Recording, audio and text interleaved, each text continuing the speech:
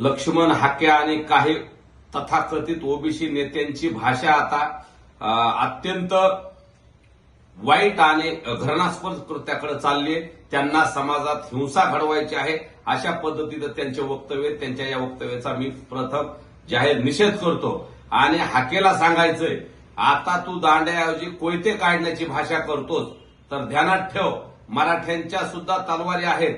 आमचा इतिहास तपासून बघ, आम्ही तलवारीने युद्ध जिंकलेले आहेत, आमच्या तलवारी गंजलेल्या नाहीत आणि तलवारीने कोयत्याचा मुकाबला नक्की करायला आम्ही तयार आहेत। तू कोयते काढले तर काय आम्ही तलवारी मेहनत थोड्याच ठेवणार आहेत।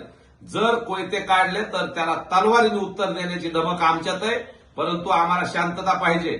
आमचा लढा ओबीसी बांधवाशी किंवा कुठल्या नेत्याशी नाही, आमचा लढा सरकारसोबत आणि सर्वपक्षीय नेत्यासोबत आहे आणि तो लोकशाही मार्गाचा आहे। परंतु जाणून बुजून तुला आणि काही ओबीसी तथाकथित नेत्यांना मराठा आणि ओबीसी वाद लावून तुमचं राजकीय स्वार्थ साधायचा आहे, म्हणून तुम्ही असं भडकाऊ भाषण करतात। तर इथून पुढे अशाच पद्धतीनं भाषण केलं किंवा कोयते काढायची भाषा केली तर आम्ही सुद्धा तलवारी काढू आणि कोयत्याला तलवारीने उत्तर दिल्याशिवाय आम्ही राहणार नाहीत, एवढं ध्यानात ठेवू।